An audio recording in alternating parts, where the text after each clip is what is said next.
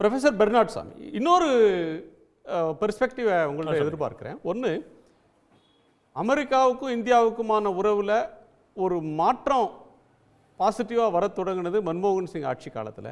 அதற்கு பிறகு மோடி ஆட்சியில் அது ஒரு புதிய அத்தியாயமே தொடங்கியது அப்படின்ற அளவில் அதை வந்து வியந்து ரொம்ப நெருக்கமான நட்பு நாடுகள் மாதிரி ஒரு தோற்றம் வந்துச்சு. சைனாவோட இந்தியாவுக்கு பெரிய போர் மூலக்கூடிய அளவுக்கு சண்டை வந்த ஒரு நிலைமை, பதற்றம், எல்லையெல்லாம் வந்தது. அமெரிக்காவும் சைனாவோட வளர்ச்சியை மட்டுப்படுத்தணும்னு சொல்லி உலகத்தின் தொழிற்சாலையாக அந்த நாடு மாறிடக்கூடாதுன்றதுக்காக சைனா +1 அப்படின்ற ஒரு ஸ்ட்ராட்டஜியில் இந்தியாவை ஊக்குவிக்கணும் அப்படின்னு முயற்சிகளை பண்ணாங்க, நெருங்கி வந்தாங்க. இப்போ இந்தியாவும் அமெரிக்காவும் மோதிக்கொள்வது மாதிரி ஒரு வர்த்தக போர் வந்த பிறகு இந்தியா திடீரென்று சைனாவோட ஒரு நல்லுறவுக்கு 2 நாடுகளும் போகிறாங்க. இப்போ அமெரிக்காவோட போகிறது அப்படின்ற ஒரு கட்டம் மீண்டும் நெகோசியேஷனில் இறங்கி வந்திருக்கிறாங்கன்ற ஒரு தகவல்கள் இருக்குது. இது 15-16 செட்டில் ஆகுமா? இது வேற என்ன ரேமிஃபிகேஷன்ஸை கொண்டு வரும் சார்? குணா, நீங்கள் அருமையாக குறிப்பிட்ட மாதிரி தான் வந்து அவர் மன்மோகன் சிங் பிரதமராக இருந்த போதெல்லாம் இருந்த ஒரு நட்பு, ஒரு உறவுன்றது வந்து வேறு லெவலில் இருந்துச்சு. அது வந்து ஸ்ட்ராட்டஜிக் பார்ட்னர்ஷிப் அப்படின்னு சொல்லிட்டு சொல்லுவாங்க. அதில் வந்து ஒரு 11-12 இடங்களில் நம்மளுடைய நட்புறவு இருந்துச்சு. அதில் தான் வந்து இந்த சிவிலியன் நியூக்ளியர் டீல் போன்றதெல்லாம் வந்து அப்பொழுது தான் நடந்தது. ஆனால் இதில் ஒன்று நம்ம பார்க்கணும், கடந்த 10 ஆண்டுகளில் வந்து 4 ஆண்டுகள் ஏற்கனவே அவர் தான் இருந்தார். 2016லேருந்து 20 வரைக்கும் ட்ரம்ப் தான் இருந்தார். இப்போ 25லேருந்து இப்போ வந்து 2வது இதை வந்து அவர் தொடங்கியிருக்கார். ட்ரம்ப் வந்து ஒரு அரசியல்வாதி இல்லை அப்படின்றத நம்ம நல்லா பார்க்கணும். அமெரிக்காவில் இது வரைக்கும் இருந்த அதிபரில் அரசியல்வாதியாக இல்லாமல் இருக்கிற ஒரு அதிபர் அப்படின்னா அது வந்து ட்ரம்ப்பு தான். அதனால் வந்து அவங்களே எல்லோரும் என்ன சொல்கிறாங்கன்னா, நாங்கள் அவரை வந்து ஒரு அதிபராக பார்க்கல, நாங்கள் அவரை ஒரு சிஇஓவை தான் பார்க்குறோம் அப்படின்னு தான் சொல்கிறாங்க. அதனால் வந்து அவருடைய நடவடிக்கைகள் எல்லாமே வந்து லாப நஷ்டத்தில் தான் இருக்குது. அவருக்கு வந்து ராஜ்ய உறவுகள், நாட்டு உறவுகள் அந்த மாதிரிலாம் அவருக்கு வந்து அவரால் வந்து அவருக்கு பார்க்க தெரியல, அவரால் பார்க்கவும் முடியாது. இன்னொன்று, அவர் வந்து கையில் எடுத்துகிட்ருக்கிறது வந்து 2 ஆயுதங்கள் தான் இப்போ எடுத்துகிட்ருக்காரு. ஒன்று வந்து இமிக்ரேஷன். அவர் வந்து ஐரோப்பிய நாடுகளை பார்த்து இப்போ சமீபத்தில் ஒரு இன்டர்வியூவில் என்ன சொல்லியிருக்காரு, நீங்கள்லாம் ஓப்பன் பார்டர்ஸ்னு சொன்னீங்க, உங்கள் பார்டர்ஸ் எல்லாம் ஓப்பன் பார்டர்ஸ்னு சொன்னீங்க, இப்போ யூ கோ டு ஹெல், நீங்களாம் நரகத்துக்கு போங்க, என்ன ஆச்சு பாருங்கள், எல்லோரும் உங்கள் நாடுகளில் வந்து குடியேறிட்டாங்க அப்படின்னு சொல்லிட்டு ஃப்ரான்ஸு, இங்கிலாண்டு, ஸ்பெயினு, போர்ச்சுகல்ல, ஜெர்மனியை எல்லா நாடுகளையும் அவர் சாடுகின்றார். அதனால் இமிக்ரேஷனை ஒரு வெப்பனாக அவர் எடுத்துக்கிட்டார், ஒரு ஆயுதமாக எடுத்துக்கிட்டார். இந்த நாட்டை பொறுத்த வரைக்கும் இனிமேப்பட்டு உள்ளே வர்றது கஷ்டம். அப்படி உள்ளே வந்தவங்க வந்து சரியான முறையில் இது பண்ணாட்டி, அவர்கள் செய்யக்கூடிய வேலைகளை செய்யாட்டி அவர்களையும் வைத்துக்கொள்ள முடியாது அப்படின்ற மாதிரி ஒன்றை கொண்டு வந்துட்டார். இன்னொன்று வந்து அமெரிக்கா வந்து திரும்பவும் அவர் வந்து ஒரு உற்பத்தி செய்யும் நாடாக அவர் எடுத்துகிட்டு போக அவர் விரும்புகிறார். ஆனால் அந்த காலகட்டத்தை அமெரிக்கா ரொம்ப தாண்டி வந்துடுச்சு. அதனால் வந்து அவர் இப்போது இந்த டேரிஃபில் வரி விதிப்பில் அவர் செய்யக்கூடிய ஒரு தப்பு என்னன்னா, திரும்பவும் அமெரிக்காவை ஒரு ப்ரொடக்ஷன் நாடாக, ஒரு வந்து உற்பத்தி செய்யும் நாடாக நான் எடுத்துகிட்டு போகிறேன்றார். அதுக்கு வந்து அமெரிக்காவை வந்து இப்போதைக்கு வந்து ரெடியாக இல்லை. அந்த காலத்தை தாண்டி அவர்கள் வந்து விட்டார்கள். இதை வந்து அவர் வந்து எப்போ உணர்வார்னா, இன்னும் கொஞ்சம் நாள் பொறுத்தான் உணர்வார். இப்போதைக்கு அவருக்கு வந்து அதனுடைய ராமிஃபிகேஷன்ஸ் வந்து அவருக்கு வந்து தெரியல.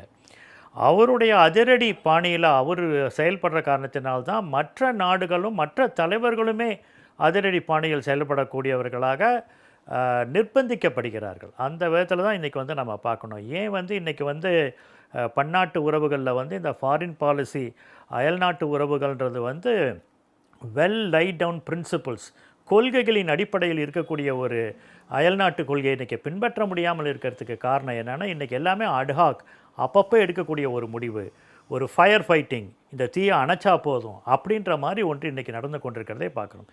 இது வந்து அமெரிக்காவுக்கும் இது வந்து சரியில்லை, மற்ற நாடுகளுக்குமே இது வந்து ஒரு பெரிய பாதிப்பை இன்றைக்கி ஏற்படுத்திகிட்ருக்கிறது. இவர் இந்த மாதிரி டேரிஃப் நம்ம மேலே போட்டதனுடைய காரணம், மற்ற நாடுகளோட போட்டதனுடைய காரணமாக தான் நம்ம வந்து இன்றைக்கி சைனாவோட வந்து க்ளோஸராக போகிறதுக்கான அந்த ஒரு மீட்டிங், ஷாங்காய் போனது, நம்ம அவங்களோட நெருங்கி போனது எல்லாமே வந்து இன்றைக்கி இருக்கக்கூடிய ஒன்றாக இருக்கின்றது. இருந்தாலும் இந்தியாவுக்கு அமெரிக்கா என்பது ரொம்ப முக்கியம். ஏனென்றால் நம்முடைய வம்சாவழியினர் அங்கே இருக்கிறதாலையும், அங்கே இருக்கிறவங்க கொடுக்கக்கூடிய அந்த ஒரு அழுத்தம், அந்த ஒரு லாபி, அந்த ஒரு இந்தியா இது வந்து ரொம்ப அழுத்தமாக இருக்கக்கூடிய காரணத்தினால நாம் நிர்பந்திக்கப்படுகின்றோம். அதை வந்து யாராலும் மறுக்க முடியாது. அதனால திரு தான் இந்தியா பெர்னாண்டோ சாமி, வந்து நீங்க பல வேற ஒரு இடங்களில் வந்து மாற்று இன்னைக்கு பார்வையை சொல்றீங்க. ப்ரொஃபசர், தொடக்கத்துல என்ன சொன்னாங்கன்னா, சொல்லுங்க. இந்தியாவை சேர்ந்தவர்கள் அமெரிக்காவில் வந்து லட்சக்கணக்கானவங்க குடியேறிட்டாங்க, அங்க வந்து அதிகாரமிக்க பதவிகளில் அமர்ந்திருக்கிறாங்க, அமெரிக்கன் இந்தியன்ஸ் வந்து ரொம்ப ஒரு பவர்ஃபுல் லாபி, அமெரிக்காவால் அதனுடைய கொள்கைகளை தீர்மானிக்கிற இடத்துக்கு இந்தியாவுடைய செல்வாக்கு, இந்தியர்களுடைய செல்வாக்குன்றது அதிகரிச்சிருச்சு. ட்ரம்ப் ஆட்சியில் வேற எந்த ஆட்சியிலும் கூட அவர்களால் அமெரிக்கா வந்து இந்தியாவுக்கு எதிராக செயல்படாமல், இந்தியாவுக்கு பாதகம் செய்யாமல் தடுத்துட முடியும் அப்படின்னு கொஞ்சம் பேர் ஆர்கியூ பண்ணிட்டு இருந்தாங்க. ஆனால் அப்படி அவர்களுக்கு எந்த செல்வாக்கும் இல்லை, செல்வாக்கு செலுத்தக்கூடிய இடத்திலும் அவர்கள் இல்லை அப்படின்னு இந்த எபிசோடில் ப்ரூவ் ஆயிடுச்சு.